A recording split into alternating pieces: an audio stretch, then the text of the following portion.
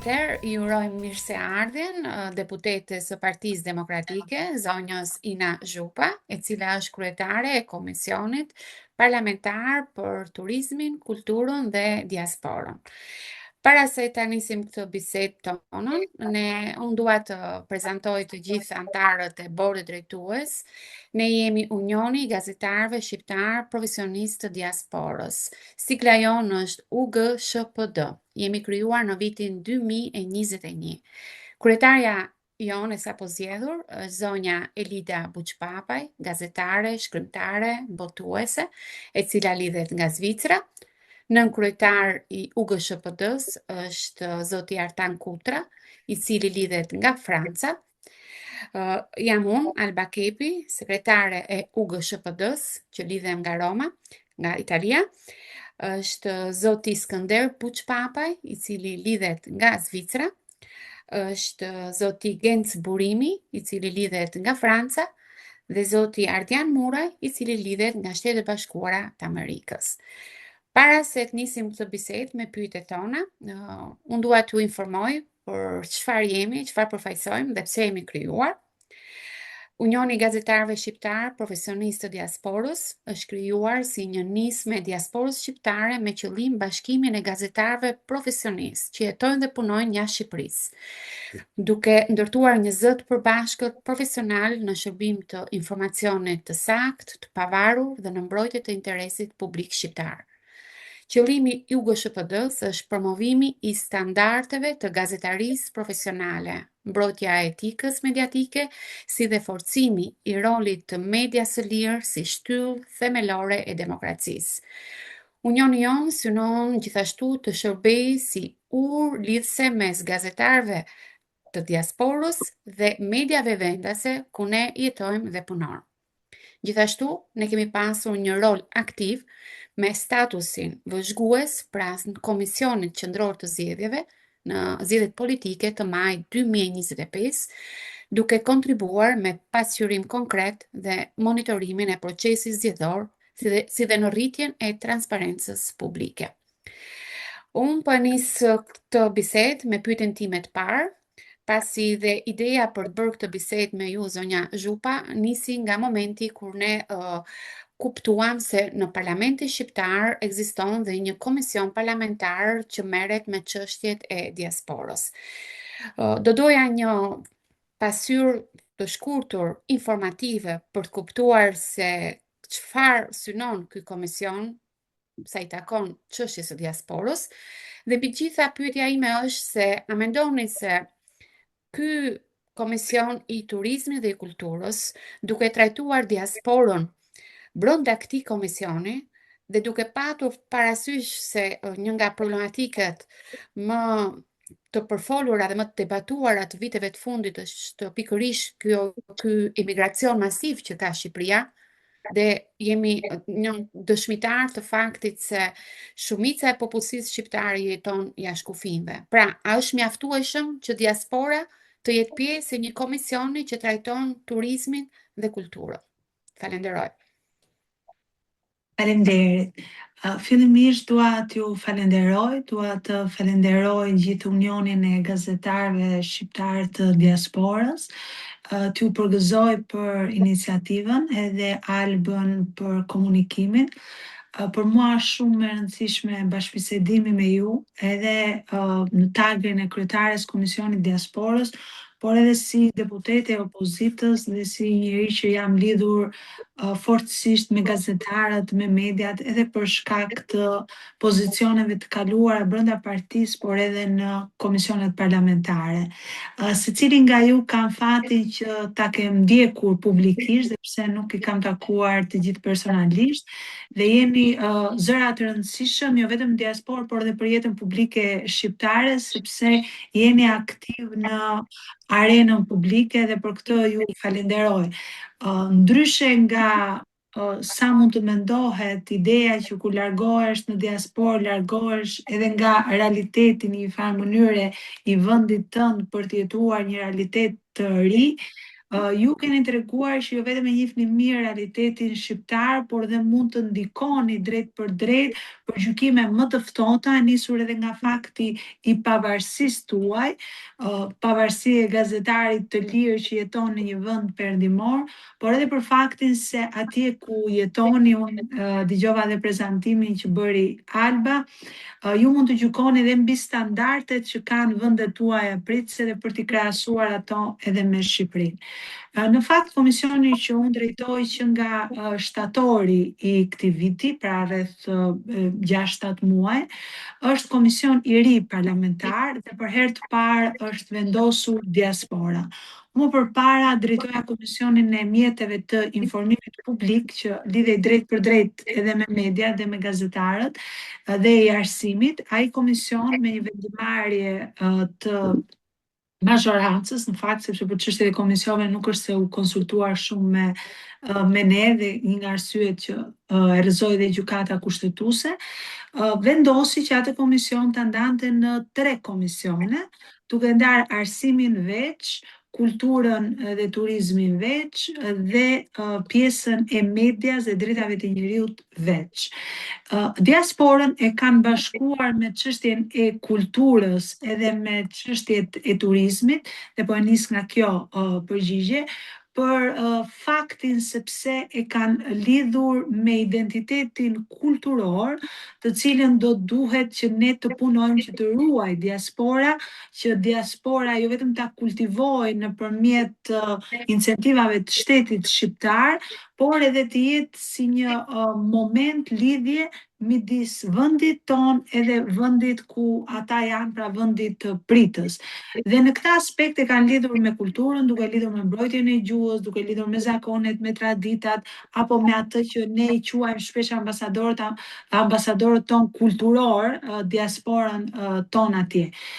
Sigurisht në Shqipëri nuk është sekret që numrat e turizmit prodhohen kryesisht nga emigrantët të cilët kthehen në periudhën e verës për të takuar familjarët e tyre dhe kjo ka krijuar atë turizmin, edhe turizmin adhetar me turistët kemi nga Kosova, por edhe me emigrantët tonë shqiptarë që kthehen, edhe kjo është edhe një nga çështjet në fakt që duhet të ndryshoj edhe qasja për të mos u bazuar vetëm tek numrat tonë që hyjnë dhe dalin brenda Shqipërisë, po për ndryshuar qasjen më tej.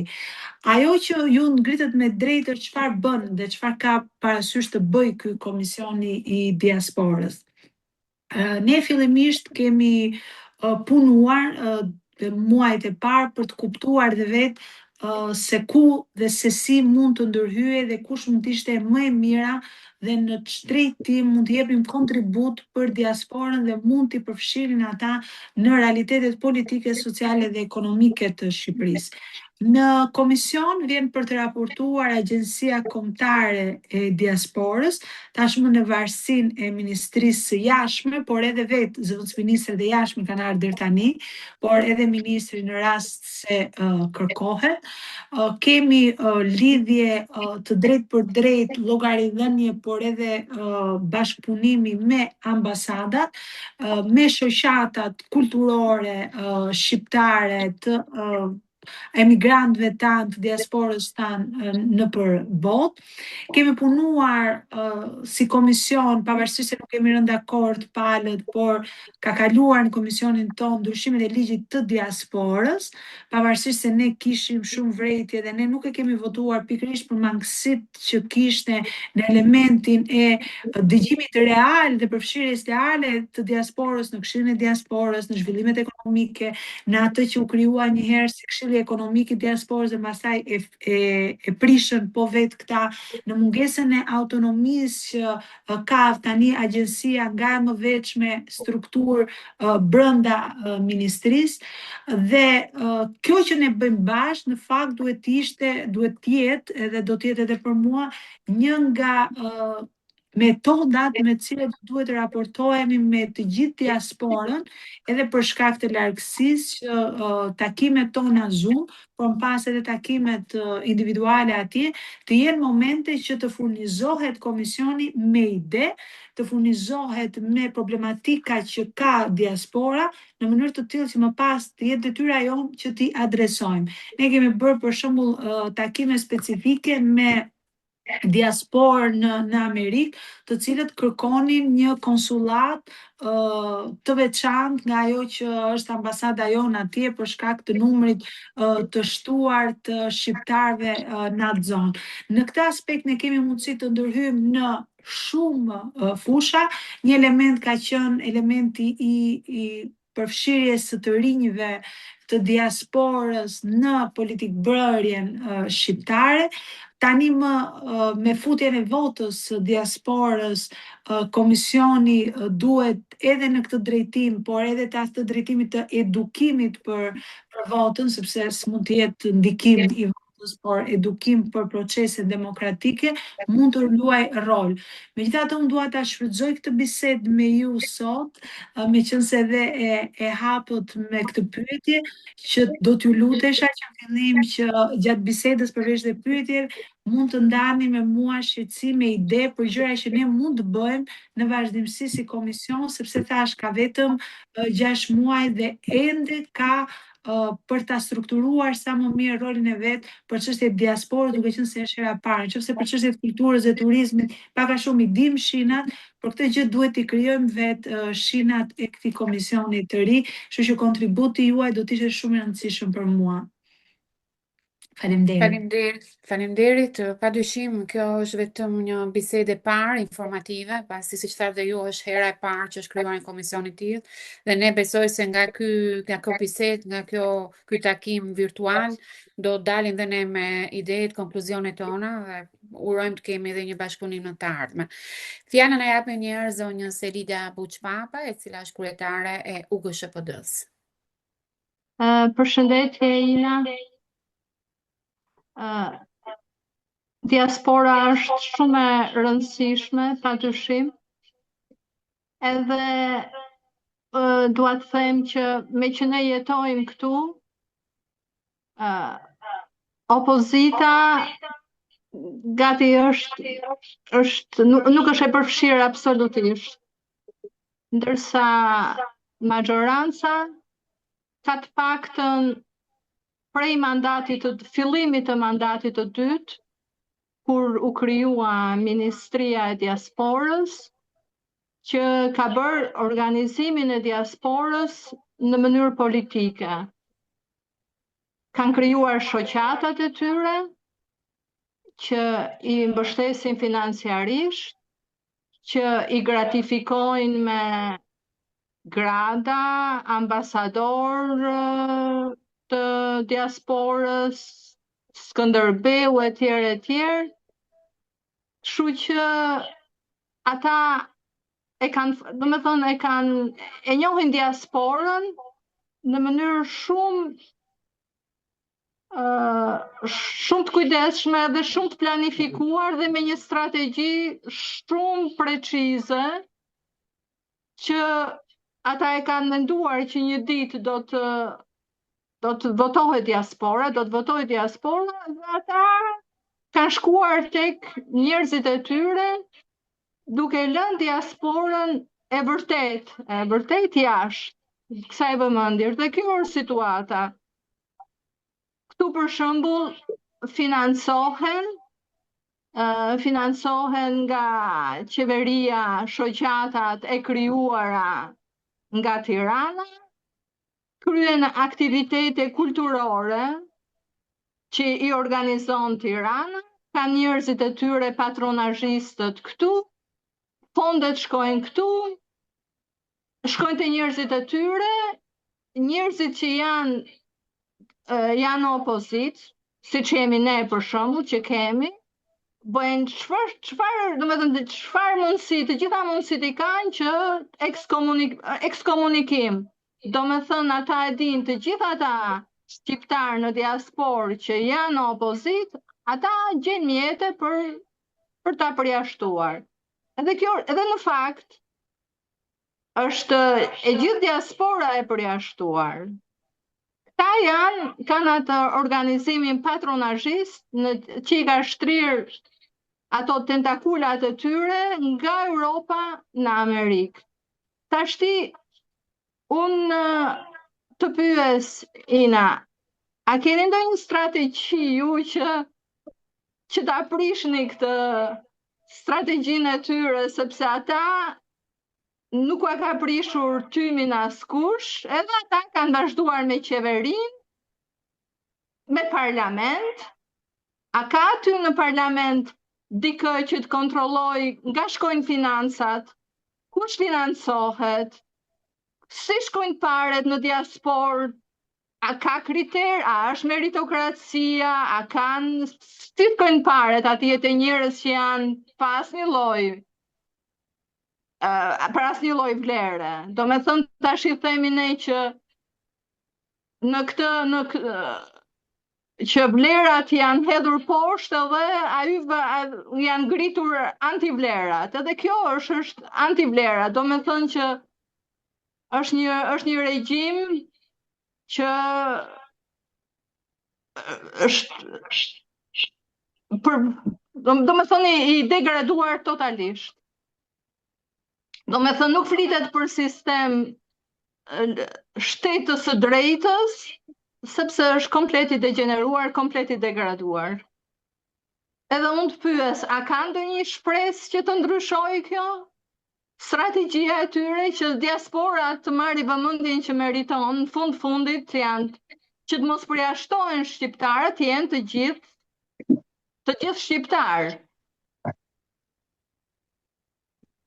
Faleminderit shumë, zëra kryetari, dhe ju uroj për zgjedhjen tuaj në krye të Unionit. Në fakt, ishte një radiografi ajo që bët ju, edhe mënyrës se si e ka përshkruar në fakt edhe raporti i OSBE-Odirit kur fliste për zgjedhjet brenda vendit, thoshte që këtu është njësuar shteti me partinë, edhe shteti funksionon për interesat e partisë.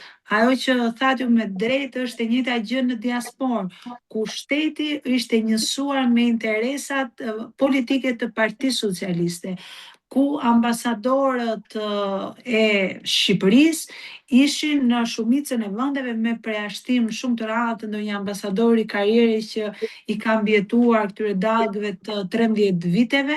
Në shumicën e tyre ambasadorët ishin, si me thënë, drejtues politik të PS-s për atë shtet ku ishin ambasador.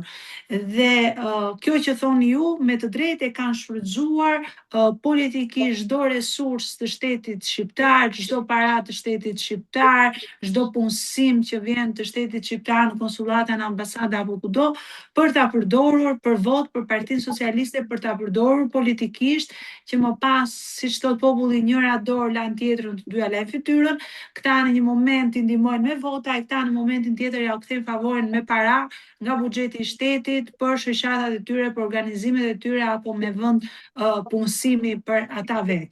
Kështu që është një infrastrukturë, po them paralele asaj që ata kanë krijuar në Shqipëri, po e krijojnë edhe me diasporën në të njëjtën formë. E kanë krijuar tashmë e kanë krijuar se kanë 3 mandata. Ajo që thoni ju është shumë e drejtë.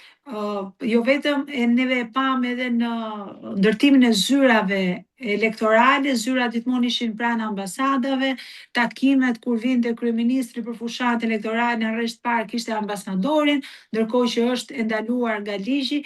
Pra, pavarësisht se de jure nuk lejohet, de facto ato janë kthyer në struktura patronazhimi të diasporës.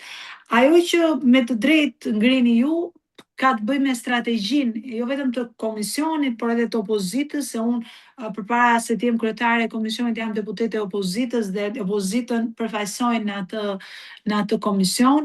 Nga njëra anë, komisioni do duhet aq sa mundet dhe aq sa i përgjigjen institucionet që të marrë gjithë informacionin, këtë që më thoni ju sot, edhe unë do ta adresoj me një kërkesë zyrtare në fakt, të financimeve që bën shteti shqiptar, të cilat shoqatave, të cilat individëve, ku shkojnë parat, kush janë aktivitetet, dhe do do të drejtohemi kërkesë të tillë Ministrisë Jashtme dhe Agjencisë Kombëtare të diasporës, të shikojmë se sa transparent dhe çfarë do të sjellin. Kjo nga ana parlamentare, po them e gjës, dhe për të kuptuar dhe ne më pas edhe në bisedat e më pasme që ndoshta do të kemi edhe së bashku, se si mund të adresohen, se kush janë konfliktet e interesit, se çfarë mund të zbulojmë nga këto të dhëna, dhe së dyti pastaj si parti politike, dua të jem shumë e sinqert, sigurisht nuk i kemi ato resurse që ka Partia Socialiste, ne nuk kemi shtetin në dispozicion të partisë dhe nuk do ta bënim atë gjë edhe në rast se do të ishim në pushtet. Kemi mangësi të theksuara në mënyrën se si kemi organizuar degët tona, pra degët e partisë në diasporë.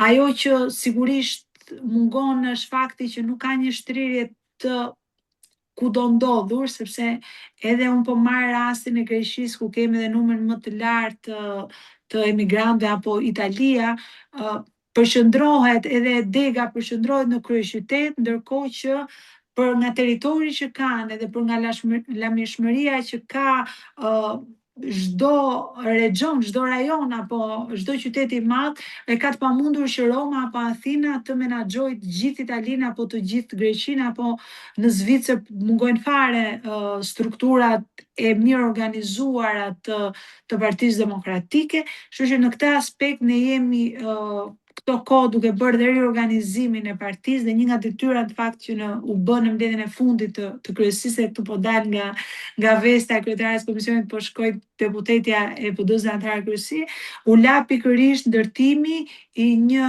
elementi që të jetë edhe statutor, për ndryshimet e reja statutore për përfshirjen e diasporës në vendimarrjen e Partisë Demokratike, por edhe organizativ se si mund të përmirësohet ky element.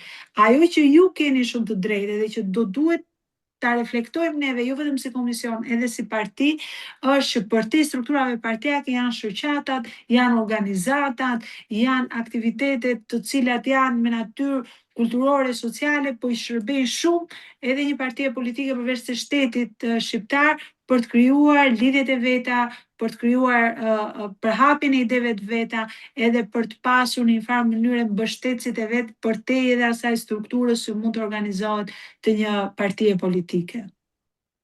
Unë them, për shembull, një shembull po ju jap. Zvicra ka mbështetur shtypin e lirë të diasporës. Të gjitha paret i mori qeveria, atëherë ishte Ministria e Diasporës, krijuan një portal Diaspora Shqiptare, në krye të së cilës vun një drejtoresh të ish ministrisë të diasporës, edhe gjithçka, të gjithë paret, edhe kaluan tek njerëzit e tyre. Kështu që aty, sepse demokracia është kontrollo edhe balanco. A kontrollon njeriu aty ku shkojnë gjithë këto fonde? Se ato fondet ishin për demokratizimin e shtypit, po ato u shpërdorën për demokratizimin e shtypit. Edhe kjo është, aty nuk kontrollohen, hyn parë madhe, ka njerëzit e tyre, shkojnë shpikin shkrimtar, shkojnë shpikin media, me thënë që është një cirk, edhe është një degradë të tmerrshme. Askush nuk ka kontrolluar asgjë, me thënë drejtën, deri tani, e ndjenin time. Ne kemi pasur digjes me drejtoreshën e Agjencisë Kombëtare të Diasporës, e cila sigurisht erdhi aty pa letra, edhe erdhi duke thënë që do t'ju kthejmë përgjigje për këtë dhe për atë, dhe mundohet të bëri një reklam. Deri më sot ende nuk na e ka sjell ato që ka marrë angazhim që do t'i sillte nga digjesa e kaluar. Ne do ta ftojmë në një digjesë të radhës dhe do t'i çojmë edhe kërkesa zyrtare, po ajo që mendoj që ka ndodhur këtu është që duke qenë se është e vetmja strukturë që në këto 13 vite ka ndryshuar pothuajse çdo 2-3 vjet. Dhe njëherë kishin ministri, njëherë agjenci, pastaj brenda ministrisë jashtme, pastaj jashtë, pastaj më vete, dhe kjo i ka bërë që edhe këtë vjedhjen dhe abuzimin e fondeve ta bëjnë si një top nga njëri agjencitë e tjetra ministri, dhe të jetë e vështirë në fund që ti të kuptosh se ku kanë shkuar parat, sepse atëherë ishin ministrit vete, pastaj u kthym agjencinë vete, pastaj u bën pjesë e ministrisë jashtme, dhe këtë ping-pongun i ka shërby më shumë për ta përdorur për të fshehur gjithë abuzimin që janë bërë me fondet shtetërore për diasporën, që duhet shkonin realisht tek, si rastin konkret, tek media lirë dhe jo të shfrytëzoheshin politikisht. Nuk e di, a funksionon më ky portali që thatë ju, apo nuk është Ky më? portali funksionon tash. Më përpara kishte atë siklin që financohej nga Zvicra, tash nuk e ka. Ka një numër telefoni. Jam përpjekur disa herë që të lidhem unë, për kuriozitet që ta pyes kush i financon. Me që keni këtë siklën për diasporën, absolutisht nuk e hapin telefonin. Domethënë e din ku hapen telefonat ose edhe, kështu që është komplet një shtet i dështuar, failed state, po është në pikën, domethënë në grahmën e fundit, o do shpëtohet ky vend ose Shumë e vërtet. Edhe gjithë kjo qasja në fakt e jona, edhe kur diskutohet për një qeveri tranzitore, është pikërisht sepse këtu ka marrë fund ndarja e shtetit nga partia, dhe ka marrë fund gara reale midis 2, 3, 5 apo 10 partive politike. Se në momentin që ti ke çdo burim financiar, shtetëror, politik, kërcënues, çfarë do duash ti në dispozicionin tënd, dhe nga pala tjetër është thjesht një palë që ka ide edhe një grupim njerëzish që e besojmë, sigurisht që këtu pastaj nuk ke më as garë, nuk ke më as zgjedhje dhe nuk ke më as mundësi për të konkuruar në mënyrë të denjë brenda Shqipërisë, edhe po ashtu të njëjta gjë në diasporë. Po unë do ta mbaj shënim këtë që thatë ju, dhe do të interesohem dhe vetë për këtë projektin, për të kuptuar, dhe më pas do të dëgjohemi edhe për të bërë her pas here një lloj bashkëbisedimi ku jemi, çfarë bëm, se më intereson dhe mua mendimi juaj. faleminderit. Faleminderit, dhe unë për ta përforcuar këtë që tha Elida, unë kam marrë në dorë, më fal hullumtimeve të mia, që bëj shpesh për të kuptuar. Kam marrë në dorë një dokument ku është bërë diskutimi për ndryshuar ligjin 93 të 2025-s, për të kaluar këtë ligjin për diasporën në kompetencë nga Ministria e Diasporës diku në Ministrinë e Punëve të Jashtme. Dhe pash që aktorët që merrnin pjesë në këtë diskutim, i kam të gjithë, duhet ta keni dhe ju, mund t'ja kaloj dhe juve, përveç organizatës Diaspora për Shqipërinë e Lirë, nuk ka marrë pjesë askush tjetër. Pra janë diskutime të vitit 2024-2025, ne jemi një organizatë gazetarëve profesionistë, unioni, dhe nuk kemi ftuar asnjëherë në asnjë lloj diskutimi, dhe çdo përpjekje jona është bërë, me thënë të drejtën, fal burimeve tona personale, qoftë edhe tek forcat opozitare, pa përmendur emra, për të kërkuar një kontakt, për të shkuar në këto bisedime.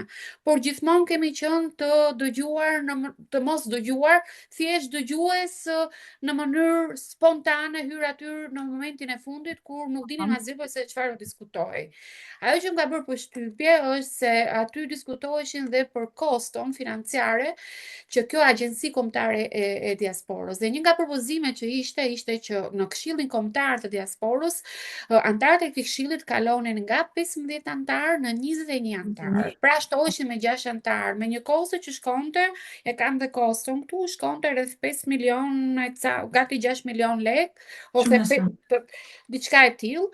Dhe plus që konsiderohej akomodimi i tyre pra gjithë këto udhëtime që shohim nga këta përfaqësues të këtyre organizatave, por dhe individ, madje kishte një emër të një personi i cili nuk e dija kë përfaqësonte, bëra kërkimet e mia dhe nuk gjeta se çfarë përfaqësonte ky person që hynte pjesë e këtij ligji kaq të rëndësishëm që po ndryshohej për diasporën. Pra, udhëtimet e tyre, akomodimi, puna e tyre vinte pagohej pikërisht nga ky buxhet, nga këto fonde.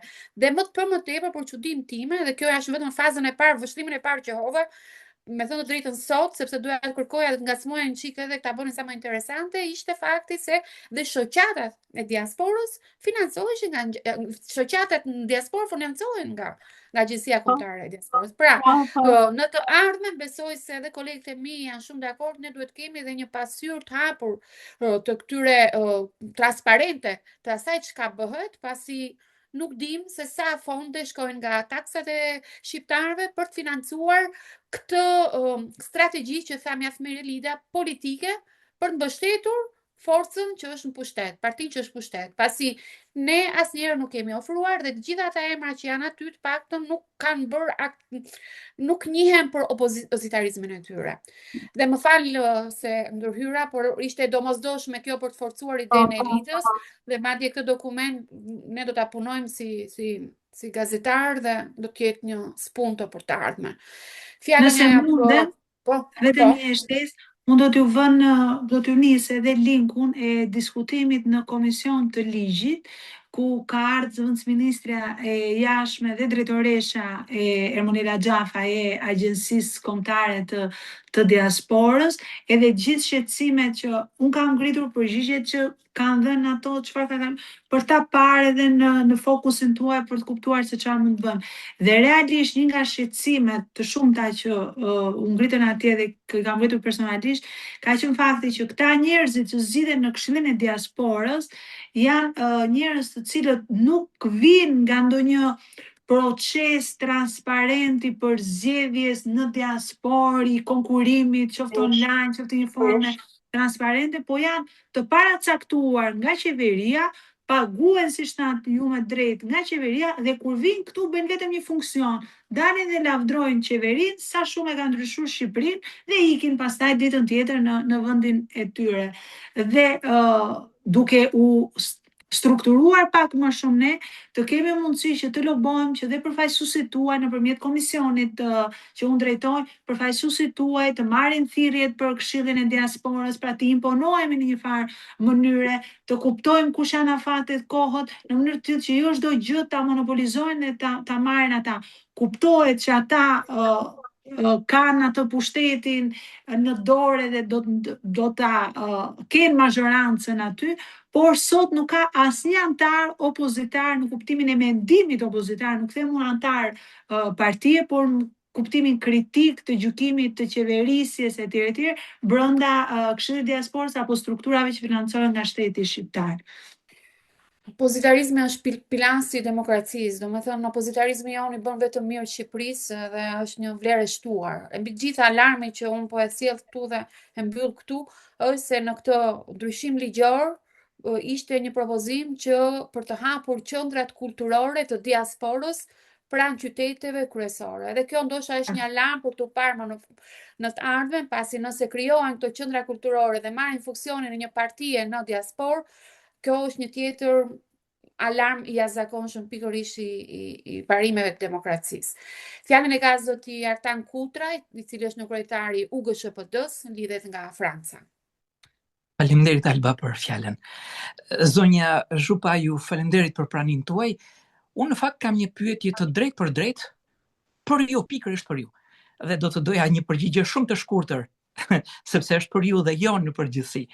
11 muaj më parë ju jeni shprehur në një intervistë që do të jetë vota e diasporës ajo që do të ndikojë dhe do të rrëzojë sistemin e sotëm. Pra, këtë qeveri e cila sipas jush është e korruptuar dhe që nuk ka një qasje të gjerë në popull. Por pam që pas zgjedhjeve të majit nuk ishte vota e diasporës ajo që ndikoi në votën e përgjithshme. Pyetja është e drejtë për drejtë dhe shumë e shkurtër. Çfarë mendoni ju që duhet rregulluar që vota e diasporës të ndihet në votën e mbar popullit shqiptar? Jeni shumë i saktë, e kam thënë dhe e kam besuar në fakt, edhe për shkak të faktit që në konceptin tim, duke mos e njohur dhe se si do të zhvillohej procesi, vota e diasporës do të ishte një votë e pakërcënueshme. Do të ishte një votë e pamanipulueshme, qoftë politikisht, qoftë nëpërmjet rrjetit të patronazhistëve, qoftë nëpërmjet asaj që ne këtu në Shqipëri themi bukës gojës, vendit punës edhe elementet tjera që funksionojnë këtu. Dhe besova vërtet që ata që në 13 vite kishin emigruar për të ikur nga qeveria e Partisë Socialiste, do ta ndërshkonin qeverinë e Partisë Socialiste me vote. Dhe kur e kam thënë, kam qenë shumë e sinqertë në atë gjë. Ajo që ndodhi në përjetimin e atij sistemi politik është ajo që po flisnim edhe me dy zonat e nderuara pak më parë, është që me një shpejtësi shumë të madhe, edhe në fakt edhe strukturave që kishin krijuar ndër vite, nëpërmjet Ministrisë Diasporës, agjencisë edhe emërimeve politike të ambasadorëve, cilët ishin shumica e tyre ish deputet të PS-s, analistë majt të PS-s, pra i shëndruan menjëherë në vegla të qeverisë për të garantimin e votës së opozitës. Dhe koha e shkurtër që kishte në dispozicion Partia Demokratike, po dhe gjithë partitë opozitare, për të krijuar struktura paralele, ndërkohë që këta kishin struktura shtetërore. Mënyra se si e kanalizuan votën nga vota që duhet vinte me disa rregulla të përcaktuara nga DHL-ja tek vota që erdhi me postën shqiptare, mënyra se si funksionuan ata me rrjetin e patronazhistëve në ambasada e deformoi totalisht vullnetin e diasporës dhe shtyu që këtu të vinin ata thasët e mbushur të diasporës, që kanë dalë edhe video tashmë, edhe mënyrën se si ka funksionuar dhe e tjetërsoi totalisht atë që duhet ishte shpresa dhe vullneti i shqiptarëve në diasporë. Unë mendoj që tani në Komisionin e Reformës Zgjedhore, ku është zoti Vili Bashi përsëri bash kryetar, do duhet që të rregullojë një herë mirë qartësisht një nga gjërat, të rregullojnë mekanizmat e votës të diasporës, të transparencës së mënyrës, qoftë edhe të futjes së votimit elektronik nëpërmjet të votës së diasporës, por thelbi, unë mendoj, thelbi është ajo që ka thënë Partia Demokratike, është një qeveri tranzitore me modelin e Maqedonisë së Veriut. Ata nuk e kanë pas raportin OSBE-Odirit kaq të zi sa e kemi ne për këto zgjedhje, kur Bashkimi Evropian imponoi dhe ndërhyri për të zgjidhur krizën dhe për të vendosur në mënyrë mandatore që 6 muaj përpara zgjedhjeve do të kishte një qeveri tranzitore për të garantuar këto zgjedhje. Dhe mendoj që ky është i vetmi parakusht edhe realisht ndryshim që mund të bëjë qoftë vota e diasporës, qoftë vota e shqiptarëve, garancia për një qeveri tranzitore apo teknike, si doni që ta quajmë, e cila nuk fut duar dhe nuk përdor shtetin për të deformuar vullnetin e zgjedhësve edhe në diasporë në këtë rast. Pra ju i qëndroni gjithmonë apo jo idesë që vota e diasporës do të ndikojë? Natyrisht, ka shumë të drejtë. Teorikisht po. Unë i qëndroj 100% që diaspora është e vetmja që mund ta bëj realisht ndryshimin, për aq kohë sa aty ka lirin, ka standardet e botë kuptimin se çfarë është demokracia, kush është më e mira për Shqipërinë, kush duhet të jetë modeli drejt rrugës Bashkimit Evropian, që është e ardhmja e Shqipërisë, dhe aq më tepër që këtu në Shqipëri ka ngelur shumica brezi i tretë. Brezi i tretë, unë nuk dua të bëj një leksion të gjatë, brezi i tretë edhe për shkak të kulturës politike, se unë vetë kam mbaruar doktoraturën, se si ndikon vlerat në nivelin e demokracisë, edhe është shumë e vështirë që ti brezin e tretë ta kthesh në shumicën e tij, po them, ta kthesh në njerëz që votojnë opozitarizmin, që votojnë djathtas për shkak të kulturës politike. Kurse në diasporë është rinia, në diasporë janë intelektualët sot, në diasporë sot janë njerëzit më të pavarur, edhe intelektualisht përveç se ekonomikisht. Kështu që patjetër që unë e besoj këtë, por në kushte që realisht ka votë, lexohet vota, nuk ka një shtet që deformon edhe një zarfa të ndryshëm nga zarfat që duhet të shpërndaheshin qytetarëve, edhe bëhet posta shqiptare pastaj më e besueshme se DHL-ja, se këto pastaj janë sisteme alla shqiptare që po t'i hyjmë nuk mbarojmë dot me këtë Zoom bashk. Faleminderit. Ishte kënaqësi. Fjalën e ka zoti Skënder Buçpapa, i cili lidhet nga Zvicra. lidhur me të temën që trajtuan për cilën koordinues të diasporës, në kam pas një shkrim të posaçëm, edhe aty më rezulton që vetëm 2 persona mund të jenë që përfaqësojnë në një farë mënyrë diasporën. Është Mark Jonaj në New York, që është kryetari i Asamblesë Shtetit New York. Ka qenë. Ka qenë. Edhe Lalim Destani, që është miliarder nga Shqiptari Maqedonisë. Ky mund të jetë që ka pensuar shumë shqiptarë në shumë shtete të botës. Edhe kanë një lidhje me diasporën. Të tjerët absolutisht nuk kanë asnjë lidhje që të kenë një rol në diasporë. Janë njerëz që mund të kenë karrierë të suksesshme në fushën e tyre, që marrin pagat mira ose rrogat mira aty ku janë, po absolutisht nuk kanë një rol në diasporë. Janë njerëz vetëm që mund të flasin mirë për qeverinë ose për kryeministrin dhe u marrën roli tyre. Është krijuar ky këshilli me vendim këshillit ministrave dhe me firmën e vetë e Tiranës. Janë njerëz kryesisht të rekomanduar nga ambasadat dhe nga njerëz të afërt të kryeministrit. Që ky këshill nuk qëndron fare dhe tregon domosdoshmë për lidhje falso të qeverisë së Shqipërisë dhe diasporës. Që këtu domosdoshmë që është një lidhje e demonstruar klasisht.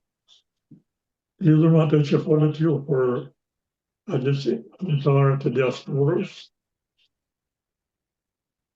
kjo duhet të ketë patjetër një buxhet zyrtar. Dhe ky buxhet zyrtar duhet të jetë në kontrollin e plotë të instancave, siç është edhe komisioni juaj, përveç instancave të tjera shtetërore. Të kontrollohet se ku ka shkuar ky buxhet dhe përveç saj janë fonde të shumta që shpenzon në diasporë për shoqata të vrimtari. Bota shtypje vazhdimisht që u zhvillon vrimtari në jug të Italisë ose në Atenë ose në Selanik ose tjera. Në Zvicër, kudo? Në Zvicër e tjera, bën diskutime kryuse, morën pjesë artistë, grupe folklorike, grupe artistike, gjimtare. A mund të kërkohet transparencë nga vinë fondet që zhvillojnë gjithë të vrimtari, sepse në fakt to janë të gjitha vrimtari që Politike. I bajnë një atyre rrethave të Partisë Socialiste, njerëzve të Partisë Socialiste atyre. Bën ka një politizim të dukshëm të marrëdhënieve të Shqipërisë me diasporën në sensin e majt të forcët politike që janë në pushtet.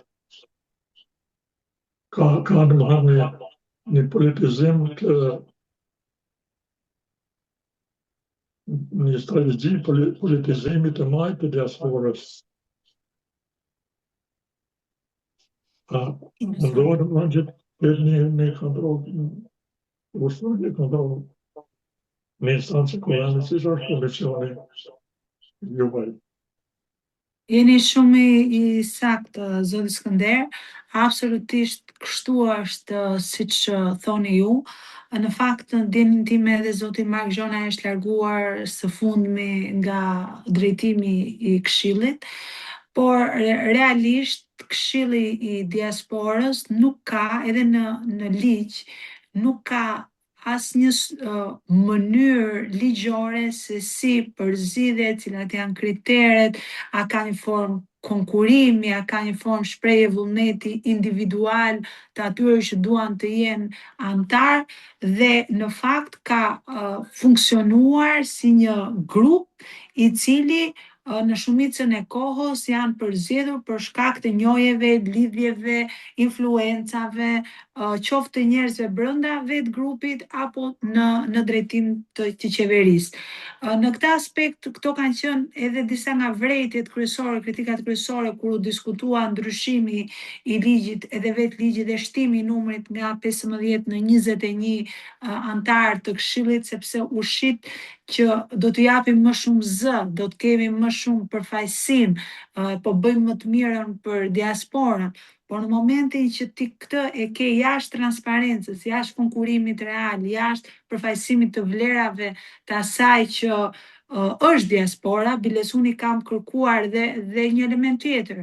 I thash që këtu nuk mund të kesh për shembull në Këshillin e Diasporës, po them 10 përfaqësues nga Zvicra, po marr kod Zvicrën dhe një përfaqësues apo asnjë përfaqësues nga Italia. Pra duhet kesh edhe një proporcionalitet edhe të përfaqësuesve nga shtete të ndryshme, nga aty ku ka më shumë emigrant, dhe është një diskutim që nuk është bërë kurrë në përfaqësimin që duhet ketë diaspora edhe në këtë Këshillin e Diasporës, po edhe më tej në fondet shtetërore. Për sa i përket asaj që ju thatë për transparencën e fondeve, unë e përmenda edhe pak më përpara, përveç se ja kam kërkuar në DGS, unë tani do t'i dërgoj me shkresë zyrtare edhe fare informacionit që kam nga ju, për të marrë një tablo, një tabel të saktë të fondeve, se ku kanë shkuar, kush janë aktivitetet dhe kush janë shoqatat që janë sponsorizuar nëpërmjet Agjencisë Kombëtare të Diasporës. Sa po ta kem këtë lloj informacioni, nëse do të zbatojnë ligjin dhe do ta sillin, do ta ndaj me ju për të kontrolluar së bashku dhe elementet e sa përputhet kjo me realitetin. Se ndonjëherë mund ta marrësh informacion, po duke mos e njohur llojin e shoqatës, aktivitetin që ka atje, kë përfaqëson, mund të jetë thjesht një informacion i ftohtë në raport me atë që mund të jepni ju kontribut duke njohur nga afër se çfarë përfaqësojnë konkretisht dhe si është mënyra e rezonimit të tyre në terren. Kështu që do ta bashkëndaj me ju sa po ta kem këtë informacion. Në media, kështu që e keni kollaj që ne të letë.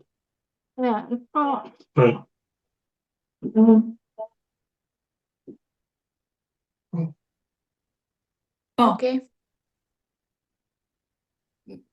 Nuk u dëgjua mirë së deri lider, Se pyetjen nuk e dëgjova mirë. Edhe mund të keni në valë një të mëllë në media. Është e vështirë ajo. Jo, nuk është vështirë. Nuk e dëgjova mirë elementin e fundit me media në kërkojnë ndjes. Aktivitetet e diasporës, veprimtarit që sepse këto se normalisht ta kërkojnë një PR dhe kërkojnë patjetër për të argumentuar, për të thënë që shiko sa e rëndësishëm është aktiviteti dhe është pasqyruar në media dhe pastaj këte e kanë një mënyrë për të marrë mbështetje financiare apo për të treguar suksesin në thojza. E kuptova, po. Pra i kanë përdorur edhe ato në një mënyrë si mjet për të pastruar figurën nga të gjithë elementet okulte që lëvizin brapa kuintave. Qartë. Domethënë vepron në mënyrë të kundër, në vend që të Ishte për transparencë, po jo, që të mbështetet një shoqatë apo një grup interesa, grup shoqëror që ka kontribuar vërtet në diasporë, krijohet, gjendet, piketohet personi, i jepet fonde dhe pastaj thuhet publiko ti diçka që të justifikosh ato që ke marrë. Domethënë kjo është tipike asaj çka sinjalizuam që është herët. Fjalën e ka tashti Genc Burimi, i cili lidhet nga Franca. Përshëndetje Ina.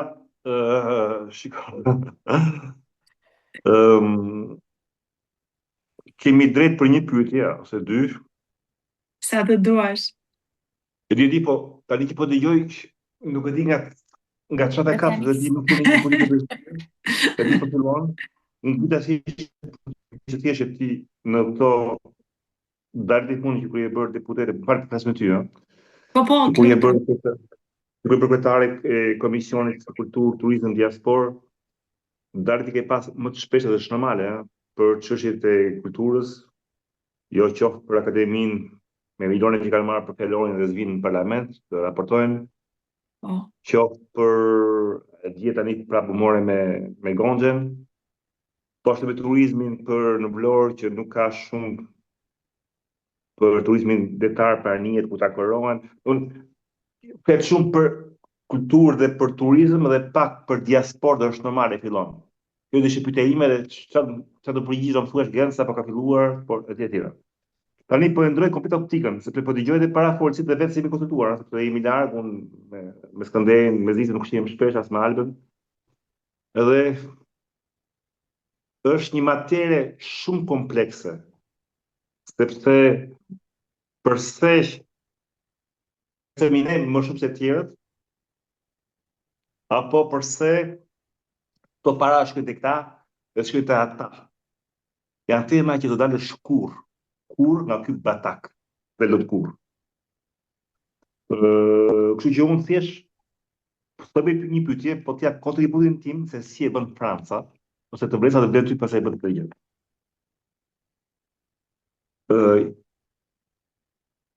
Imagjino që shkon shumë i madh, ka më shumë diasporë, dhe Franca e ka të vështirë të dallojë është Ugo Shqipëria e më e mira, apo është ky më i mirë, apo është e pamundur.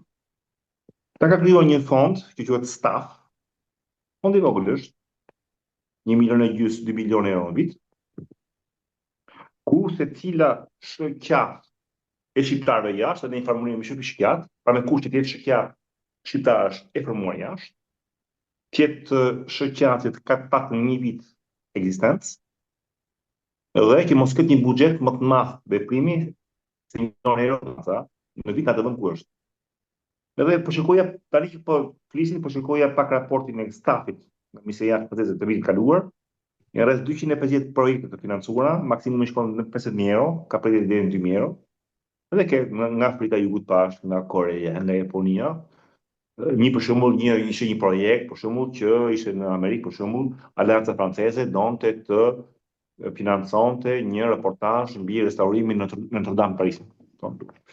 Edhe më duket një mekanizëm shumë i mirë, sepse nuk takon ty si do kuptosh ti vetë deputetët se kush është më i miri jashtë, se pamundur. Pastaj mbrapa sigurisht që këto kërkesa bëhen pra ambasadës së Francës në vendin ku është shoqata, kështu që Generi bie të shkojmë tek ambasadë që është parashtu në hyjmin e Edi Ramës. I takon ju pastaj të bëri mekanizëm. Mund kaloj ky buxhet në hyjmin e parlamentit, në komisionin tënd. Kështu që në këtë rasti, çfarë para diasporë në një sport të tillë, dhe pastaj se përdryshe do kesh si puna jote kesh shumë shoqata që do vinë unë është pamundur. Kjo është nga ana e financimit. Nga ana tani e përfaqësimit, nga ana e debatit politik, publik. Dhe ka shumë debate në Shqipëri, që diaspora do të marrë pjesë, etj. Prapa të dalin xhelozira, se u dëgjua ky dhe unë. Dhe të Franca e ka zgjidhur. Franca e ka zgjidhur jo shumë, më ka zgjidhur para më pak se një dekadë, 12. Franca, në vend që të dhe një jetë me emrin e kush janë këta jashtë, francezë jashtë, atë shqiptar jashtë që kanë më të mirët, është e pamundur. E pamundur. Të bësh një zgjedhje jashtë, që të votojnë këta për Gencin apo për Elizën apo për është pamundur. Shqipërisë po i. Atëherë Franca e ktheu mbrapsht arsyetimin. Tha, jo. Te parlamenti francez i ka 560 deputet, 1 vjeçë, eksakt 12 deputet. I bie Shqipëri pak a shumë. Në Shqipëri ka pak deputet. I bie që 3 deputet, të cilët këta 3 deputet në rastin e Shqipërisë ose 12 deputet në rastin e Francës që bën, zgjidhen drejt për drejt nga diaspora. E kanë darë botën këta në kaq qarqe të diasporës, në Amerikë i qark, Evropa Lindore është një qark e tjera, dhe kanë përgjithësisht 11 qarqe, 11 deputet. Dhe është ky deputet që i përfaqëson. Ky deputet mund të fare mirë Ina Zhupa, që është deputete e Evropës Perëndimore, mund të fare mirë dhe Alba, që jemi në konkurrencë, nga Italia thotë zgjidhni mua për Shqipëri. Kjo është gara. Idem e ka dhe Italia. Idem dhe Italia. E pak do të them që me këtë juve në Shqipëri i prisni atë atë barin e keq në këmbë faktit të legitimitetit, kush është legjitim. Sepse më vërtet nuk e quhet më legjitim të tjerë. Edhe gjë e Skënderin, shumë bukur Skënder, po mbi ç'bazimi ne më legjitim se të tjerë. Kjo është e keqja. Kush është kriteri, kush është skandali? Ju detyrohemi neve të bëjmë edhe neve lobingun ton, jo me inën, jo me tjetrin, jo me tjetrin, por nuk avancohet shumë. Pra këto janë reforma themelore ina. Edhe unë të këshilloj që ti biles mund të organizoj të takoj. Bësh një takim kokë më kokë me Ferit Hoxhën, që është djalë shumë i emancipuar me ministrin, se nuk është politikan Feriti. Feriti është në ka person që njeh mirë diasporën është Feriti. Ambasador në Francë kohë gjatë, në Bruxelles, në New York. Edhe është diçka që të ngelet sigur themeli i Shqipërisë dhe pas Feritit.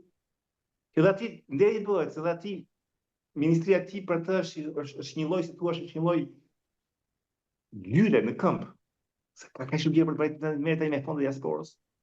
Shqipëria ti mos e intereson kjo. Hiç këtë gjyle jepë pikërisht komisionit, që është komision parlamentar, po ashtu ky komision së bashkëministrisë së jashtëm, pse jo bëni propozim bashkë me Byrik Bashën për zgjedhjet e ardhshme. Pse jo? Çike Shqipëria 120 deputet, 2-3 trajtojnë për diasporën. Kështu që unë s'kam më nevojë pastaj mbrapa të shkoj ke në Tiranë. Unë shkoj aty deputetin tim që kam zgjedhur unë në mendin tim. Aty në kollegarinë. Që gjendet ju ka më mirë. Për ndryshe është një materie që nga keta kapësh, nuk keta kapësh. Është këtë gjë i shkota sot Feritit. E kam mi kuptimin që kur flas me të flas as për Ramën, as për një zota përgjithësisht është vërtet djalë shumë mirë sot. Dhe po i thoja shikollash, sot në Paris ke Kurtin, Albin Kurtin. Me Macronin. Shumë bukur. Edhe më çon një mesazh ambasadori i Kosovës në Paris. Gjeco do vishot në ambasadë tot, të bëjmë një grup shqiptarësh vogël, rreth Kurtit, po deshit me shumë kënaqësi tot. Refuzova se nuk jam në Paris të momentin jam në Nicë me pushime. Do të shkoj te Feritit. Ishte shikoj atë. Pse mos ta ketë Shqipëria këtë gjë? Apo është problem buxheti? Që kur vjen një përfaqësues i Shqipërisë jashtë, qoftë i opozitës, qoftë i mazhorancës, qoftë një ministër, erdhi Peleshi në Paris për shkak. Po ti jepet një buxhet i vogël ambasadës. Fto 2-3, jo të gjithë me radhë, po me Peleshi ftojnë këta, me një ftojnë këta, aty ku këtë shqiptar shkon pret një në raport, po e diçka që bëhet lidhje midis diasporës dhe të zgjedhurve. Psa. Kosova ka shumë buxhet. Janë gjëra të vogla. Janë gjëra të vogla. Nuk Barcelona kështu është, por në Paris ka një balet të prerë ardhjesh shtrëmale. Nga Shqipëria që vinë, ministra vinë të tjera, shkon dhe shoh. Po dalo, s'të kushton gjë edhe një gotë ujë. Kështu që ato që unë them nëpër ekran, e them në sy atij Peleshit, e them në sy asaj kur vjen, po është shtrëmale. Të bëhet i praktik kjo. Që kur vinë këta këtu, dhe takohen me francezë, kur vinë këta këtu, shkojnë në Rom, apo shkojnë, mos takohen me shqiptar. Mos takohen me shqiptar. Çfarë do të bëj komisioni jo? Do bëhet ligj pune. Tani, që mos vetë xhelozia që neve, është ambasadori që vendos ku do ftoj. Edhe, që do futesh në 100 metra, se sa i sot ai i Kosovës, jemi një grup i vogël. Kur vi hajtë edhe një tjetër person, të fton njerëz të tjerë, po të bëhet kjo traditë. Të bëhet kjo traditë. Ja, kaq isha. E para njërë dua të falenderoj shumë se tregove që je një ndjekës i mirë i politikës vendase, edhe pse je jashtë. Unë kam pasur fatin që në disa biseda në studio të ishit edhe juve në lidhje live edhe ju ndjek. Edhe bëre shumë mirë në fakt që më dhe disa ide, sepse ti ke plotësisht drejt. Unë jam marrë thelbësisht me kulturën dhe turizmin, edhe jo vetëm se është komision i ri, por sepse edhe unë vetë u futa në një fushë të re, nëse kulturën edhe turizmin isha marrë, kisha bërë dhe programin e partisë, kisha vite që merresha dhe e dija për pjesën e çështjeve të diasporës, problematikave, ishte edhe për mua hera e parë. Edhe kam bërë shumë deri tani takime informuese, marrje informacioni për të arritur që të kem edhe unë idetë vetë personalisht më të qarta se si mund të kontribohet edhe se si mund të zgjidhen modele më të mira, qoftë për funksionimin e rolit të komisionit, po qoftë për dhënë një kontribut real më pas për diasporën. Ashtu si ne për shkakun kemi një mangësi të madhe që ende nuk kemi nisur takimet në diasporë, për t'i takuar vetë elementet e diasporës dhe për të marrë edhe modelet më të mira, siç thoni ju sot modelin e Francës, dhe për të kuptuar se çfarë mund të bëjmë ne. Unë mbajta shënim idetë tua dhe janë shumë të mira realisht edhe mund të diskutojmë edhe në komision, edhe në praktikat për ndryshime amendime ligjore, qoftë edhe me ministrin e ri, qoftë edhe me komisionin. Komisioni ka përbërje shumë partijake, kuptohet mazhoranca ka shifrat në komision për të vendosur, por elementi që dhe drejton opozita është shumë e rëndësishme sepse vendos edhe dëgjesat që mund të bëhen, edhe seancat që mund të thërriten, edhe kërkesën e llogarisë, pra ka disa plus në raport me komisionet që nuk drejtohen nga ne, kështu që këto mund të shfrytëzohen maksimalisht edhe për këto ide që ju më thatë, që ti më dhe. Kështu që të falenderoj shumë për këtë gjë, unë mbajta shënim dhe mund të vazhdojmë edhe në herët e tjera, qoftë edhe personalisht që të updatohemi me çfarë mund të bëhet më mirë, edhe në lidhje Zoom, po edhe po të vini juve në Tiranë. Grazie. Unë bëj dhe një shtesë duke përforcuar këtë idenë e Gencit, pasi me ju janë edhe deputete e Partisë Demokratike. Dhe unë mendoj se kjo hapje dhe kjo mundësi duhet të jetë e qartë edhe nga linja e Partisë Demokratike, pasi mos harrojmë se ne jemi profesionistë të diasporës dhe shumë herë për shkak dhe të bashkëpunimit që kemi me institucionet italiane, marrin ftesa për të qenë pjesë e serive diplomatike tona në vendet ku jetojmë e punojmë. Unë personalisht si vjet kam evituar çdo lloj ftese që më shmarr, dhe pse në këto takime kanë qenë pjesëmarrës dhe deputet të Partisë Demokratike, së fundmi në mars ka qenë e ftuar zonja Josefina Topalli, Elta Hoti, mos gaboj dhe 2 deputet të tjera. I kam evituar pikërisht sepse dhe nga ana e Partisë Demokratike ka pasur një frym shumë buliste nëse ne si profesionistë shkojmë dhe marrim pjesë. Unë për shembull jam akredituar në Ministrinë e Jashtme italiane.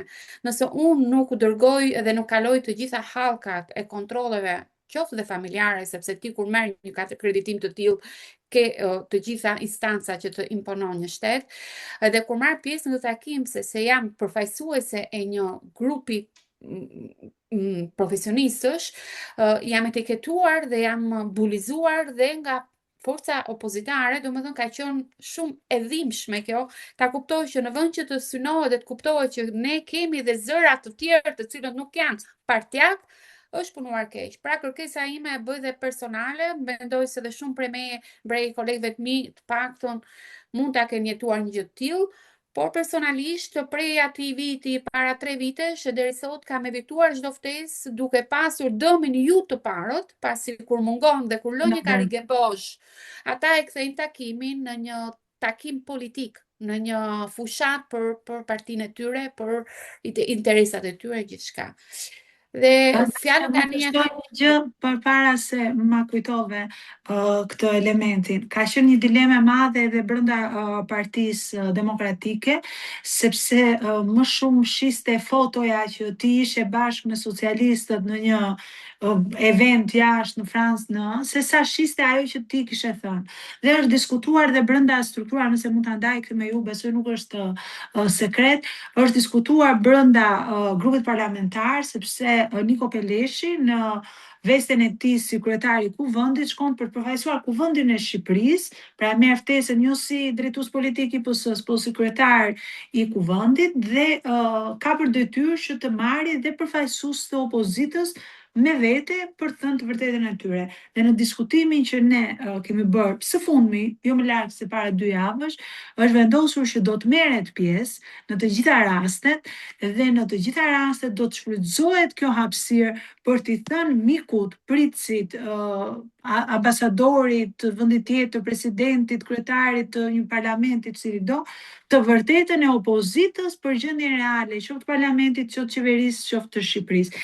Dhe kjo qasje do të jetë edhe do të jetë e shpërndarë edhe tek ju, besoj, edhe në diskutime, po ja u them unë sot, që të merrni pjesë në të gjitha takimet kur vinë edhe përfaqësues thjesht të mazhorancës, por edhe takimet të ministrive të jashtme në vendet tua, për të thënë të vërtetën reale të Shqipërisë, atë që ata fshehin kur i bëjnë takimet me veten e tyre, vetëm me përfaqësuesit e tyre. Si ku një zë i opozitës i vërtetë të jetë aty, ja u prish të gjithë atë fasadën, të gjithë atë propagandën që duan të shesin, sikur Shqipëria është i fush me lule, që ka arrit çdo standard edhe mezi po presin që ta fusin brenda Bashkimit Evropian.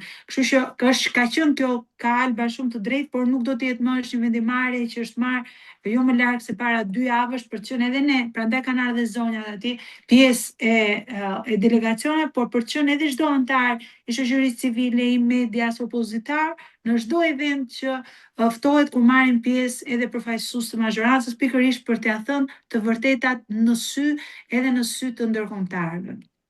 Dhe shtoi diçka për shembull takimin e fundit, pa përmendur të tjerat, kur ishin pranishëm deputete opozitare, është e mira që kjo urlitse të krijohet dhe me ju, si forcë politike, që të na informoni se po ndodh. Unë ftesat i kam marrë gjithmonë nga ambasada shqiptare në Rom, pikërisht duke më parë dhe duke ditur lidhjet që kam me Ministrinë e Jashtme dhe duke ditur punën që bëhet për të përcjellë informacion. Është interes tyre që unë të jem aty, siç duhet të jetë akoma dhe më shumë interes i forcave opozitare, duke ditur rolin apo punën që secili prej nesh bën pikërisht për parimin e opozitarizmit. Unë sa dhe ndaj me partinë këtë. Edhe kjo do të jetë mjaft e mirë të informohet pak, nëse përfaqësues Partisë Demokratike vinë në Paris, vinë në Zvicër, vinë në Shtetet Bashkuara të Amerikës, pse jo edhe ne si grup apo organizatë shoqat Union të kemi aty dhe të ndjekim dhe të japim shqetësimet tona, qoftë edhe pse aty mund të jenë Parti Socialiste apo kushdo tjetër. Pasi se kur na mohoni, kur injorohemi nga ju apo nga kushdo tjetër forcë opozitare, çfarë mund të presim nga tjerët? Ky është shqetësimi im personal, pasi kam parë në botën e komunikimit, informacionit, që nuk të paktën këtu për vizitat në Rom, unë i kam marrë vesh vetëm nga Parlamenti Italian, o kur janë zhvilluar takime nga zyra e shtypit të Senatit, o nga forcat opozitare, forcat anke opozitare dhe opozitare italiane. Pra kjo mungon edhe kjo është për tu në këndvështrimin tuaj si deputet. Je shumë e saktë, do ta ndaj edhe me partinë të shqetësim. Fjalën e ka zoti Ardian Muraj, i cili lidhet nga Shtetet Bashkuara të Amerikës. Faleminderit Alba. Përshëndetje edhe një herë zonja Zhupa. Më bëhet qefi që para 2-3 ditësh ishit në qendrën kombëtare të kinematografisë dhe unë për mendimin tim kisha më shumë kujtesën se sa nostalgjinë në këtë rast dhe pikërisht pendaj me këtë sepse ka qenë një ndër institucionet e para që pas ngjarjeve të ambasadës në Shqipëri, më tej me lëvizjen studentore, ka qenë pjesa, po them, me shpirtit artistik edhe kulturor shqiptar që pati një zgjim dhe ajo mund t'i ndihmoj shumë, mund ndihmoj sot edhe në këto kohë afrimin e asaj se çfarë i mungojnë zakonisht protestave ose ndërgjegjësimit, po e them, në radhë të parë kundrejt qeverisë. Në raport kjo me atë natyrë propagandistike dhe informacionit kapur që është jo vetëm në Shqipëri, po ai vjen edhe përtej shteteve ose përtej kontinentit nëpërmjet paketave digjitale. Kështu që sado që të mundojnë, të njëjtat lajme që ju shihni në Shqipëri, të njëjtin informacion marrin dhe këtu, vetëm se me orar të ndryshëm. Unë kisha përgatitur 2-3 çështje interesante që më duken si do të punoni ju për sensusin e diasporës, pa cilin identifikimin, pa cilin ju dhe Shqipëria sigurisht është e humbur në çdo round votime që mund të bëhet. Këtë mund ta sjell nga një vëzhgim këmbgulës që kemi bërë edhe ne si organizat, si union po themi, në raportin me një tentativë të suksesshme të Partisë Socialiste, sepse është partia shtet dhe ka të gjitha fondet, dhe ajo realizoi projektin e ishujve në disa vite pasardhëse, ku ishin ndërmjet zgjedhjet vendore dhe zgjedhjet e përgjithshme, dhe rezulton që ishujt e Greqisë u punua me një imtësi kartash identifikimi kundrejt një rezultati që ju e dini, dhe Shtetet e Bashkuara që është kontinent nuk kishte kaq pjesëmarrje në votime. Tani ju si komision keni të drejtat tuaja të llogaridhënies, të transparencës, të hetimit, të shikueshmërisë së ligjit, dhe këto janë aspekte kryesore që them ngrihet zëri dhe ndërgjegjësohet dhe publiku se çfarë ndodh. Unë nuk mund të pranoj për shkak që një forcë politike të imponohet deri në këtë mas pjesës tjetër të popullsisë. Dhe diaspora në këtë rast, fatkeqësisht unë do ta quaj izolim, sepse me eksperiencën që kam në Shtetet e Bashkuara të Amerikës, diaspora e Amerikës ndihmoi në pavarësi, mbajti institucionin e besimit, shtypin e lirë. Këto janë element me të cilët asnjë nga qeveritarët ose qoftë edhe shteti më përpara nuk ka pasur kontakte të vazhdueshme dhe t'i ushqej ato. Dhe pse? Sepse është konsideruar diaspor. Ndërsa nëse ne fituam lëvizjen e lirë, ne nuk jemi më diasporik, po jemi shtektar. Ne kemi drejtën tonë të lëvizim, mos jemi më si thua një administratë e diasporës, sepse kjo të konsideron të izoluar. Domethënë edhe ne që erdhëm si valë e dytë ose lëvizëm pas 90-s apo vitet 2000, jemi të izoluar në raport me komunikimin. Dhe atë do ta them në aspektin tjetër që a më ndihmon mua Albania, ju më njihni nëpërmjet Zoomit, nëse unë do të përpiqem të hyj në internet, unë nuk kapem, nuk e identifikohem as unë as anëtarët e mi të familjes. Kjo ndodhi me votimet e kaluara, kështu që duhet një sensus i përpikt i diasporës, i atyre kuptohet që kanë dëshirë të marrin pjesë, por pse jo të përqendrohen energjitë dhe forcat në këtë drejtim që të kuptojmë se sa shqiptar jemi. Dhe vetëm ashtu do t'ju vijë ndryshimi. Për çdo pikpamje politike apo kërkesë qeveritare që do të kërkojmë më vonë. Të tjerat më poshtë lidhen do ta lidhja kështu në anën numerike. Pra kemi në shifra 14 milion së paku nga viti i kaluar të turizmit, 40% e shqiptarëve që nga 90-ta janë larguar ose në 10 vitet e fundit 1/3. Ky raport si do të rregullohet? Dhe besoj që ministria juaj, komisioni juaj ka mjaft në tav për të pasur që janë lidhen dhe këto me problemet të turizmi, lidhet indirekt me kulturën dhe me mjedisin, po ne jemi dëshmitar dhe të ndotjes plerave, të ndotjes ajrit, zjarit të zakonshëm. Këto janë tema që ne kemi trajtuar, i kemi diskutuar, mediat atje i bëjnë, kështu që shpresoj që ta kemi punën sa më të lehtë duke gjetur bashkëpunim të frytshëm në brenda vendit dhe jashtë. Dhe një e fundit, nëse do më premtoj koha, do ta përmend më pas. Faleminderit. Faleminderit shumë zoti Muraj, edhe më vjen mirë që në gjithë bisedën fakt që kam me ju shikoj që e njihni shumë mirë aktivitetin parlamentar, politik, çfarë ndodh, e ju kishit parë edhe vizitën në qendrën kinematografike, gjë që e cila më vërteton edhe një herë që atë që po diskutoja me zotin Artan, që vërtet diaspora për shkak të informimit, për shkak të elementeve intelektuale që ka, pavarësisë së mendimit, mund të jetë një forcë shumë e rëndësishme për ndryshimin real të Shqipërisë.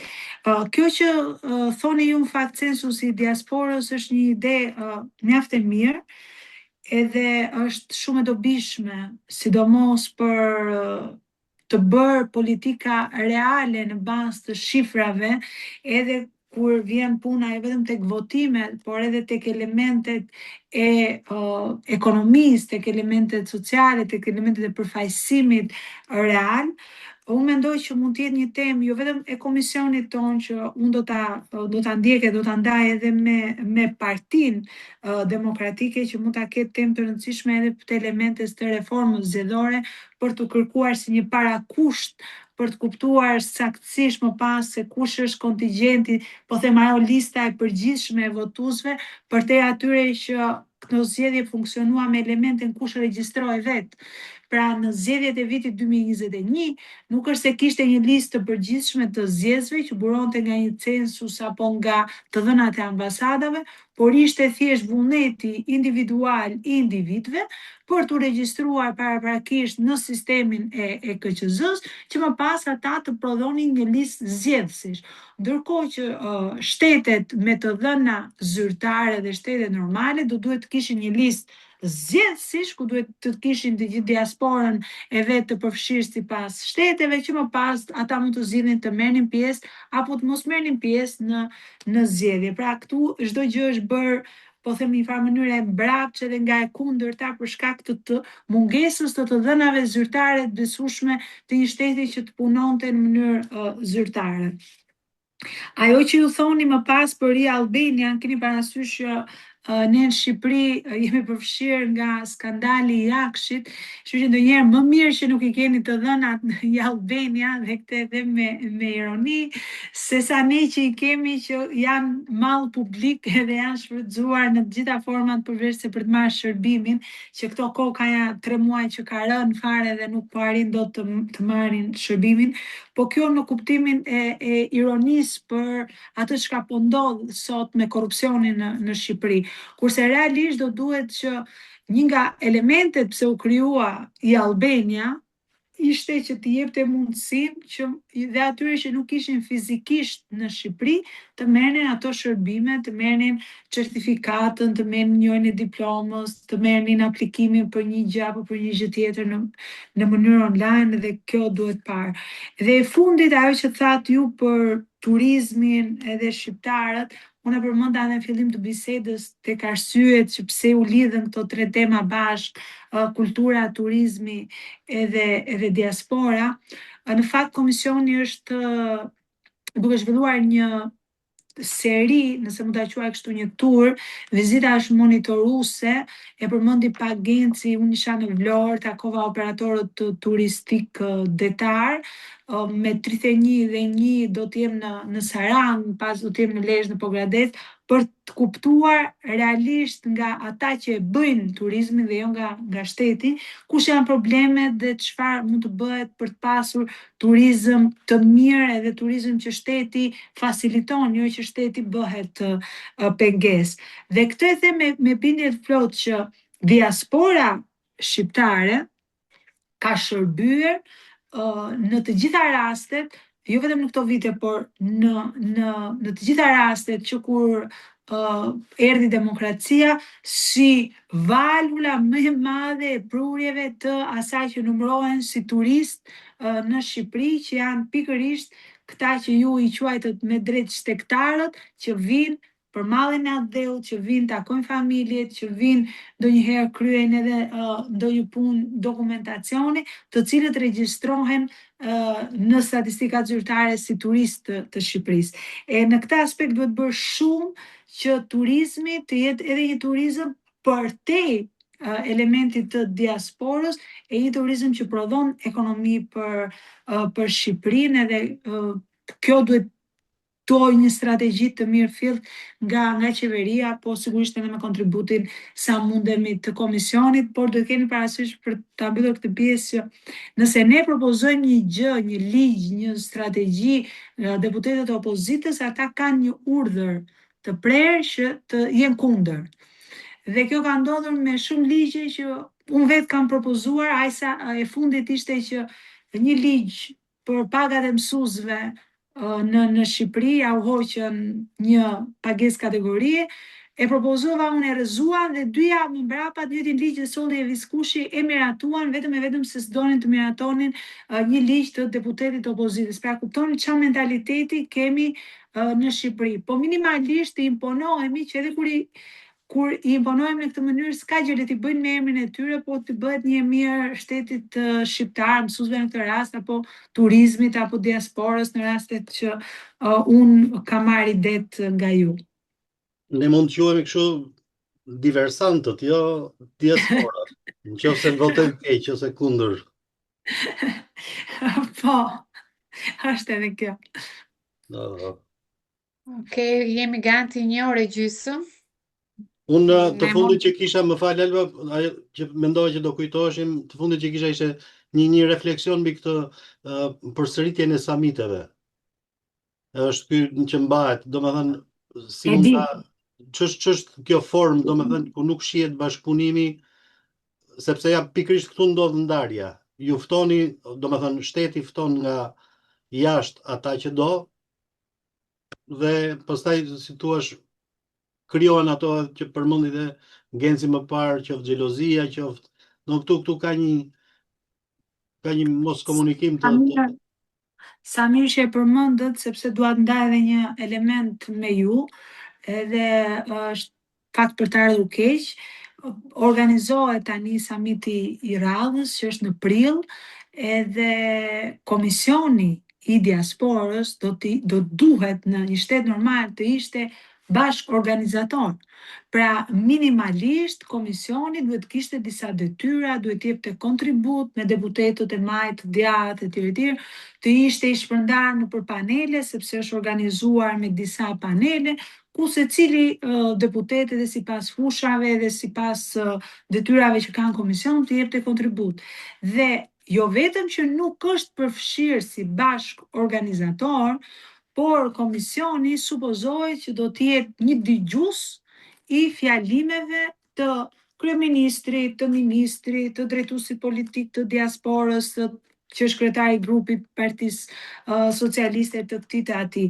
Dhe unë personalisht kam refuzuar që të bëhem pjesë e fasanës. Unë nuk mund të shkoj në një samit si kryetare e Komisionit të Diasporës, kur nuk kam asnjë zë në kapitullin e këtij organizimi, kur minimalisht nuk mundet as të kemi informacion për të informuar ne diasporën që të bëhet pjesë, apo për të thirrur element, apo për ditur kush janë temat kryesore, apo për ditur elementet tjera të organizimit.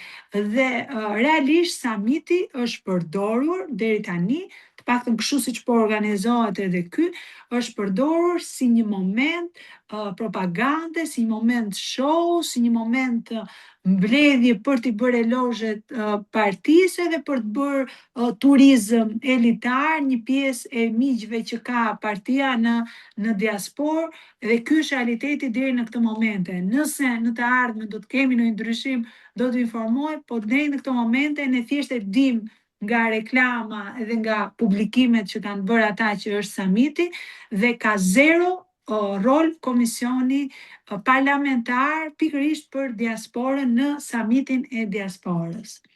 I thash Ardit që ky është një ekskluzivitet i kryeministrit. Është komplet, edhe Këshilli Koordinues i Diasporës është ekskluzivitet i kryeministrit. Zvicra ka traditë të përvishme Kongresit të Diasporës. Po, tamam si kongres partije, po i diasporës. Kongresit Diasporës, diaspora në vend dështë në zhjetë përvaqësuese që ata mblidhen në vit. Me përshtim viteve të Covidit edhe në lugën e 2 botërore, me çdo vit diaspora mblidhet në kongres edhe trajton problemet e tyre që ata kanë ndaj qetë zvicrën, ndaj qeverisë zvicrën dhe politikë zvicrën edhe në raport me vetë diasporës. Edhe zgjedhin drejtuesit e ri të diasporës. Nërsa ai që ndodh në Tiranë është një panajër. Po ata thirrën që të jenë pjesë e panajërit, edhe në përsa ndryshme të përgjuan arritjet e Partisë Socialiste në mandatën e parë, të dytë, të tretë e kështu me radhë të Partisë Socialiste. I vetë një funksion i këtij samiti është Nuk ka asnjë lidhje me vërtet me diasporën. Është edhe një mjet, për shembull, atje japin çmime vlerësuese dhe pastaj justifikojnë fondet. E vërtet. E kupton, dhe shkojnë për shembull, nëse jep EU-ja fonde ose Zvicra, do thonë që do t'i marrin këta, Se ka sepse fitu këta janë të çmimin. dalluar, këta janë kështu, këta janë ashtu.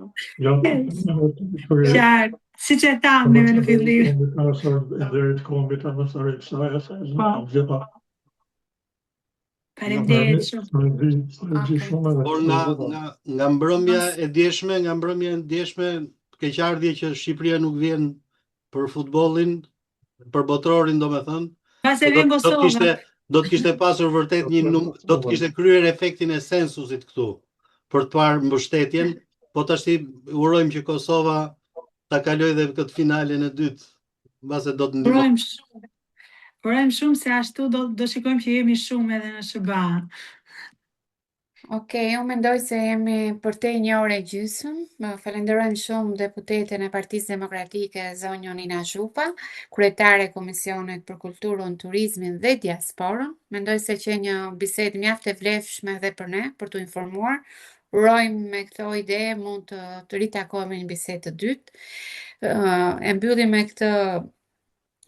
këtë lajm të keq që thatë, pasi kur dhe një komision parlamentar me deputet të zgjedhur nga vota e shqiptarëve dhe nga vota e diasporës nuk ka të drejtë mbi një summit të diasporës të ketë informacion, besoj se është një element i shtuar i asaj çka po jetohet në Shqipëri, por ju mund të bëni më shumë, mendoj se keni të drejtë të bëni më transparent se sa ka kushtuar ky summit, sa është kosto, na ndihmon dhe ne si gazetar për të komunikuar me publikun se sa para ka kushtuar ky summit, kur ju si komision parlamentar nuk keni drejt, kur ne si profesionistë diasporës dhe shumë të tjerë si ne që jemi ndoshta zëra opozitar, por unë them zëra demokratik, pasi jemi në shërbim të një sistemi demokratik, nuk kemi të drejtë të jemi pjesë dhe nuk kemi asnjëherë të ftuar. Kjo do të thotë shumë për Shqipërinë e 2026-s.